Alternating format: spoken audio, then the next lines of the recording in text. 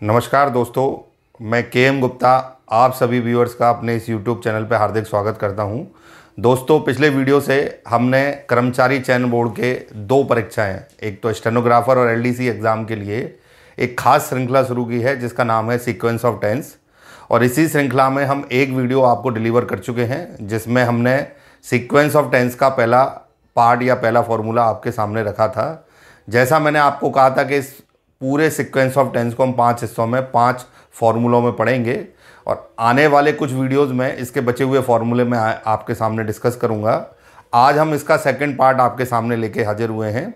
दोस्तों, इस second part में मैं आपके सामने एक ऐसा फार्मूला रखने जा रहा हूं जो आपके एग्ज़ाम में निश्चित रूप से आएगा, इसमें कोई डाउट नहीं है। ये कटु सत्य है कि ये फार्मूला अगर आपको याद रहा तो हो सकता है एक से ज़्यादा क्वेश्चन भी आपको इसके मिल जाएँ, क्योंकि सीक्वेंस ऑफ टेंस अपने आप में ही एक ऐसा पार्ट है अंग्रेजी का जिसका हर एग्जामिनर उपयोग करके क्वेश्चन बनाना चाहता है। क्योंकि मैंने आपको एक चिन्ह बताया था, आपको याद होगा, और वो चिन्ह कुछ इस तरीके का था कि भाई इसमें ऐसा एक फॉर्मूला बनता है जहाँ पे दो वाक्यों की क्रियाएं एक दूसरे से जुड़ जाती हैं, एक वाक्य की क्रिया दूसरे वाक्य की क्रिया को प्रभावित करती है, इसलिए एग्जामिनर ऐसे क्वेश्चन बहुत ज़्यादा लाइक करते हैं। तो दोस्तों, इस वीडियो के अंत तक आप मेरे साथ बने रहना, क्योंकि इसमें मैं जो फॉर्मूला डिस्कस करूंगा ये आपको बड़े ढंग से समझना है और एग्ज़ाम में इसका क्वेश्चन करके आना है। मैं आपकी पूरी मदद कर रहा हूँ।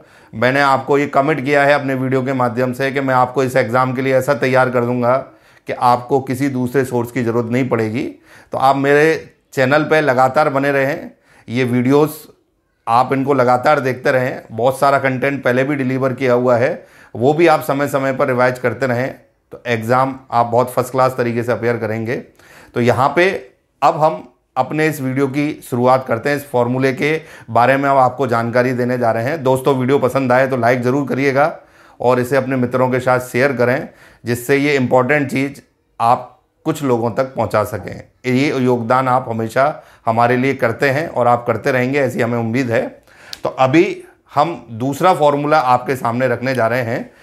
जैसे हमारा पहला फॉर्मूला टेंस के पास्ट परफेक्ट वाले हिस्से से आया था, तो हमारा जो दूसरा फॉर्मूला है वो अंग्रेजी के एक बहुत महत्वपूर्ण टॉपिक से ड्राइव होता है और उस टॉपिक का नाम होता है सब्जेक्ट वर्ब एग्रीमेंट। अब ये बहुत ही महत्वपूर्ण टॉपिक है।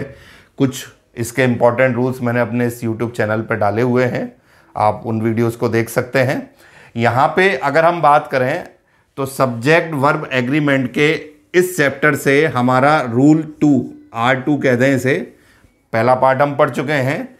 ये रूल 2 जो आता है वो एक शब्द के रूप में आता है जिसे हम सपोजिशन कहते हैं।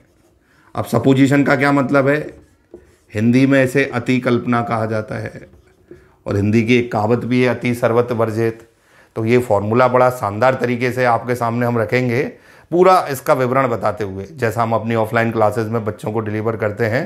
क्योंकि हम एक एक चीज़ को बच्चे के सामने खुल के और बहुत व्यापक तरीके से रखते हैं, तो एग्ज़ाम में उत्तर देते समय उसके माइंड में कोई डाउट रहता ही नहीं है। बहुत आसानी से क्वेश्चन देख के ही वो पकड़ लेता है और उसका आंसर। आज की डेट में सबसे बड़ी दिक्कत है कि आप जहाँ भी अध्ययन करते हैं वहाँ पर आपके पास कंटेंट नहीं होता, सिर्फ एक घिसा पिटा तरीका होता है जो आप कई क्वेश्चन के लिए सोचते हैं हम लागू कर देंगे। पर आज की डेट में एग्जामिनर ऐसे क्वेश्चन पूछते हैं जहाँ हर क्वेश्चन में नया फॉर्मूला अप्लाई करना होता है और वो फॉर्मूला आपके पास डिटेल में होना बहुत ज़रूरी है। इसे कंटेंट कहते हैं। इसकी समझ कई बच्चों को नहीं है आजकल, क्योंकि आजकल स्मार्ट बोर्ड का युग है। टीचर भी क्वेश्चन लेके सामने आपके अपेयर हो जाएगा, वो क्वेश्चन समझा देगा, वहाँ आपको ये नहीं पता उसने कौन सा फॉर्मूला यूज़ किया, वो डिटेल भी नहीं है, और आप उसकी हाँ में हाँ मिला देंगे और आप जब खुद उत्तर देने बैठेंगे तो आपके पास आपके हाथ में कुछ भी नहीं होगा, आप ब्लैंक होंगे और आप कुछ नहीं कर पाएंगे। ये हमारे कंटेंट की ताकत है जो हम बच्चों को ऑफलाइन क्लासेस में देते हैं और वो बड़ी बड़ी पोस्ट पे जाके काम करते हैं। आप अगर इन वीडियोस को भी देख लेते हैं तो वो अप्रोच आप भी अपना सकते हैं। तो मैं अब फॉर्मूले की बात करूं तो सपोजिशन एक शब्द से बना है जिसको हमें जान लेना ज़रूरी है और वो होता है इमेजिनेशन। पहले इसको सीख लें, क्योंकि ये फॉर्मूला मैं डिटेल में पढ़ाना चाहता हूँ आपको। इन दोनों में क्या अंतर है? एक शब्द का अंतर है, अति। जैसा मैंने कहा ना, अति सर्वत्र वर्जित। इमेजिनेशन एक इंसान का स्वभाव है कि भाई इमेजिनेशन करता है, वो कुछ भी कर सकता है। जैसे आप एक स्टूडेंट हैं, 21 साल की एज आपने अचीव कर रखी है, आप सोच रहे हैं जैसे कल यूपीएससी ने अपना रिजल्ट डिक्लेयर किया मेंस का, आप भी सोचते हैं कि why should not I become an IAS, क्यों ना बन जाऊं मैं, बन सकते हैं। अगर आप 21 साल के युवा हैं, ग्रेजुएशन कर रखा है, if you are Indian citizen then go ahead, UPSC आपको मौका देगी पूरा। तो ऐसे में इसको करने की अगर आप कोई भी कमज़ोर बच्चा भी सोचेगा तो वो इमेजिनेशन है, क्योंकि उसकी क्षमता है, योग्यता है उसे करने की। ये कहलाना सोचना इमेजिनेशन है। हर स्टूडेंट को करनी चाहिए, अपने बारे में बड़ी से बड़ी सोच रखनी चाहिए, मेरा ये मानना है।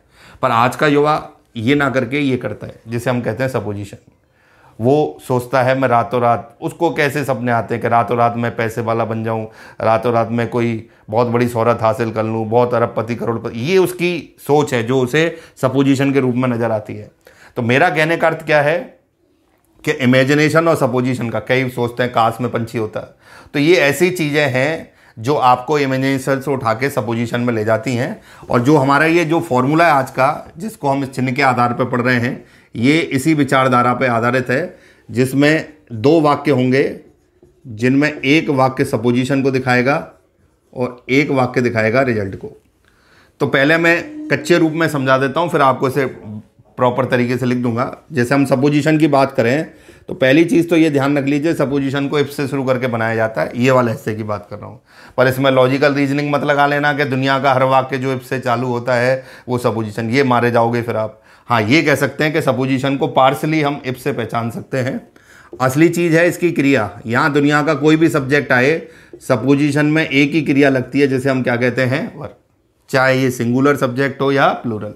अब यहाँ पे जिनको ये फॉर्मूला नहीं आता है वो परेशानी में आ सकते हैं। जैसे मान लो एग्जामिनर ने एक परफेक्ट सपोजिशन बना दी, यहाँ पे लिख दिया if he were a word, तो बच्चा ही के साथ वर लगा हुआ देखता है तो वो सोचता है एग्जामिनर हमको बेवकूफ़ समझ रहा है, वो इसको सही और कर देगा, बोले गलत है, वर की जगह क्या आ जाएगा, वाच, क्योंकि वो मानता ही सिंगुलर है तो वर नहीं लगेगा।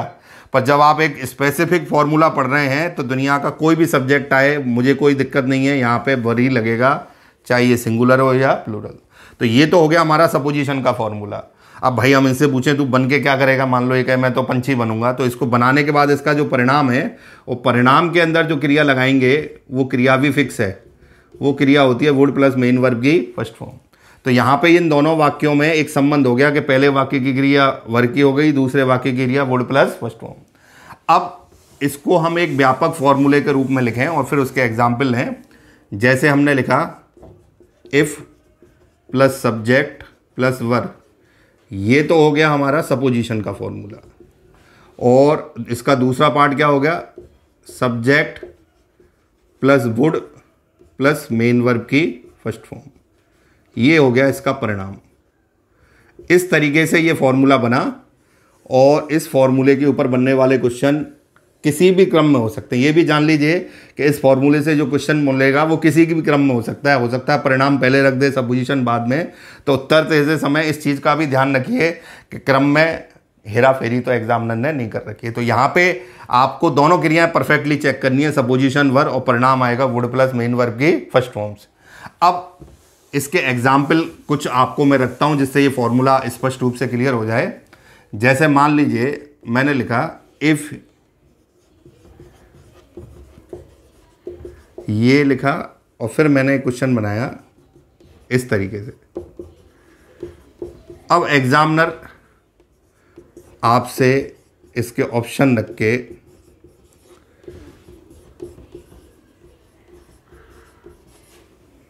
आपसे आंसर मांगेगा। ये 4 ऑप्शन मैंने दे दिए, ये आया हुआ क्वेश्चन है एग्जाम के अंदर। तो आपको इनमें से उत्तर क्या चुनना है वो देख लीजिए आप। जैसे मान लो ये सपोजिशन, अब हमारा उस चिन्ह का मतलब ही क्या है, हमने कहा था ना एक तरफ की क्रिया मैच करनी चाहिए फॉर्मूले से हमारे। तो यहाँ की क्रिया दे रखी है, ये चाहिए हमें, तो इस सपोजिशन की क्रिया वर्ब दे रखी है। तो अब हमारा परिणाम जो दिखेगा यहाँ पे वो क्या आएगा, वुड प्लस मेन वर्ब की फर्स्ट फॉर्म, यानी वुड और इसके साथ मेन वर्ब। तुरंत कैच कर लिया कि हमें ये याद है, इसके संगत ये क्रिया आएगी, तो हमारा उत्तर हमारा तय हो गया।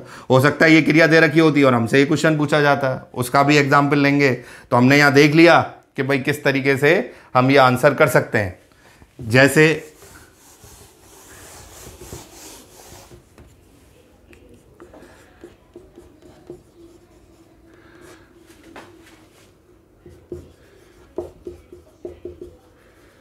एक एग्जाम्पल और लेते हैं, ये आया हुआ क्वेश्चन है।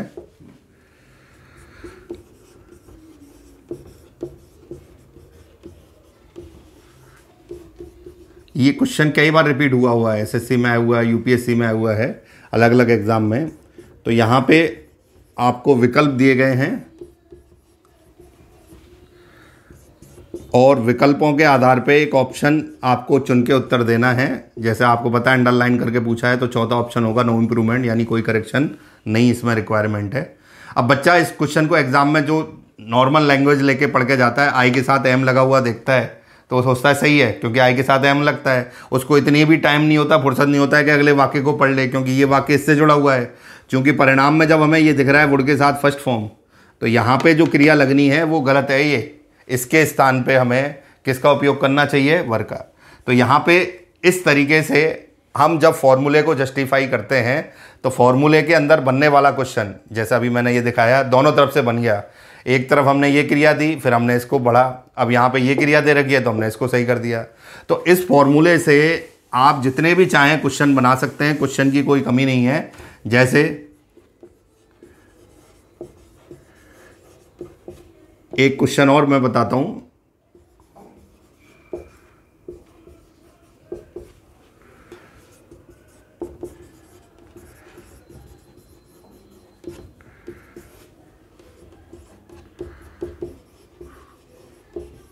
ये भी एग्जाम में आया हुआ एक बहुत शानदार क्वेश्चन है। यहाँ पे आप इसका आंसर देखेंगे तो 4 हिस्सों में वाक्य बटा हुआ है। यहाँ पे कह रहा है I would get good rank in this exam if I would you. कहते हैं ना कि अगर मैं तेरी जगह होता तो अच्छे नंबर लाता, इतने नंबर लाता, ये वही है ये। अब यहाँ कलाकारी क्या कर रखी है एग्जामिनर ने, कई बच्चे इसको रट जाते हैं कि पहले वर आएगा बाद नहीं, ऐसा नहीं रटना है हमको। मैंने पहले भी बोला कि सबसे पहले क्रम चेक करो। अब क्रम में देखें तो सपोजिशन को उल्टा लिखा है, यहाँ लिखा है वो परिणाम पहले, तो ये परिणाम के हिसाब से क्रिया चेक करनी है, ये सही है। पर इसका जो सपोजिशन वाला फॉर्मूला है वो गलत है। यहाँ वुड के स्थान पे किसका इस्तेमाल होना चाहिए, वर का। तो दोस्तों फॉर्मूले में सबसे बड़ी चीज़ यही है कि आप उसको कितना जेन्युइनली पढ़ते हैं, दोनों तरफ से उसको चेक करना आना चाहिए। सपोजिशन का आप दिमाग में सेट कर लीजिए कि वर्ब वर्ब होता है, यहाँ पे केवल वर का ही इस्तेमाल करना है। और परिणाम में हमेशा एक ही क्रिया लगेगी, वुड प्लस मेन वर्ब की फर्स्ट फॉर्म। अब आपको ये देखना है कि दोनों तरफ की क्रिया सही है तो हमें कोई आपत्ति नहीं है, और गलत है तो उस क्रिया को क्या कर दीजिए, सही। तो ये दोस्तों सीक्वेंस ऑफ टेंस का था सेकंड फॉर्मूला, जो आज हमने आपके सामने रखा और कुछ एग्जाम्पल के माध्यम से इसको समझाया। तो यहाँ पे हमारा ये लेक्चर या ये वीडियो कह लें समाप्त करेंगे हम, और अगले जो बचे हुए 3 फॉर्मूले हैं वो आने वाले वीडियोज़ में हम आपको डिलीवर करेंगे। आप लगातार इस चैनल पर बने रहें, इन चीज़ों से अपडेट होते रहें। समय समय पे मैं आपको ये चीज़ें देता रहूँगा, तो आप एग्ज़ाम तक अपने आप को बहुत मजबूत स्थिति में पाएंगे। दोस्तों आपको हमारा ये प्रयास कैसा लगा, इसके बारे में अपनी राय ज़रूर दें। Thank you very much.